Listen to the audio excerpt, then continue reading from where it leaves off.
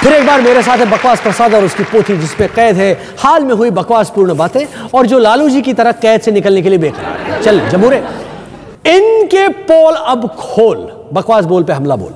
नारायण साईं हुए गिरफ्तार। इस पर उनके भक्तों ने कहा कि सिर्फ शरीर ही गिरफ्तार हुआ है, उनकी आत्मा तो बाहर घूम रही है। अब बोलो हम। शरद पवार ने कहा कि सचिन ने क्रिकेट के लिए बहुत कुछ किया है। वैसे पवार साहब आपने भी क्रिकेट के लिए बहुत कुछ किया है। अब देखिए ना, जब से आप कृषि मंत्री बने हैं तब से तो किसानों के खेत भी सिर्फ क्रिकेट खेलने के ही काम आ रहे हैं। व्यस्तता के चलते मनमोहन की कई चुनावी रैलियां हुई रद्द। हाँ, सभी सुनने वाले तो मोदी की रैली में व्यस्त। मनीष तिवारी ने कहा कि कांग्रेस को ऐसे हार की उम्मीद नहीं थी। इस पर राहुल गांधी ने कहा कि मैंने भी मम्मी को जन्मदिन पर इतना बड़ा हार नहीं दिया था जितना बड़ा हार हमारी पार्टी ने मम्मी को दिया। अनंत मूर्ति ने कहा कि अगर मोदी पीएम बने तो वो भारत में नहीं रहेंगे। पर अगर मनमोहन सिंह एक बार और पीएम बने तो फिर भारत ही नहीं रहेगा। भारतीय टीम के बॉलर दक्षिण अफ्रीका के सामने हुए ध्वस्त। इस पर दिग्गी राजा ने कहा कि राहुल गांधी तो भारतीय टीम का प्रचार नहीं कर रहे, फिर टीम क्यों हारी। दक्षिण अफ्रीका पिच पर बॉलर पिटे। जितनी तेजी से भारतीय बॉलर पिट रहे हैं लगता है वो जल्दी से इंडिया आकर सोनिया जी के घर पहुंचकर अफसोस जताना चाहते हैं। शीला दीक्षित ने कहा दिल्ली में महिलाओं की असुरक्षा हार का कारण बनी।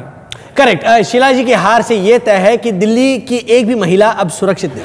केजरीवाल ने कहा कि हमारी जीत में जनता का हाथ है। इस पर दिग्गी राजा ने कहा कि चल झूठ मत बोल, जनता का कांग्रेस का हाथ है। धोनी ने कहा कि मैच हमारी सोच के बिल्कुल विपरीत निकला। अच्छा, तो आपकी सोच ये थी कि आपको दक्षिण अफ्रीका में ले जाकर केनिया से खेलना है। सरकार ने गैस के दाम फिर से बढ़ा दिए। लेकिन पूरे देश में क्यों बढ़ा दिए? क्या उनको किसी ने ये नहीं बताया कि उनकी हार तो सिर्फ 4 राज्यों में हुई है, पूरे देश में नहीं? दाम बढ़ाने तो भैया सिर्फ 4 राज्यों में बढ़ा। दिग्विजय सिंह ने कहा अब भी यकीन नहीं हो रहा है कि चारों राज्यों में कांग्रेस चुनाव हार गई। कमाल की बात तो यह है कि कांग्रेसी ओपिनियन पोल पर यकीन करते नहीं और अब असल नतीजों पर उन्हें यकीन नहीं हो रहा है। राहुल गांधी ने कहा है कि कुछ गलतियां हुई हैं।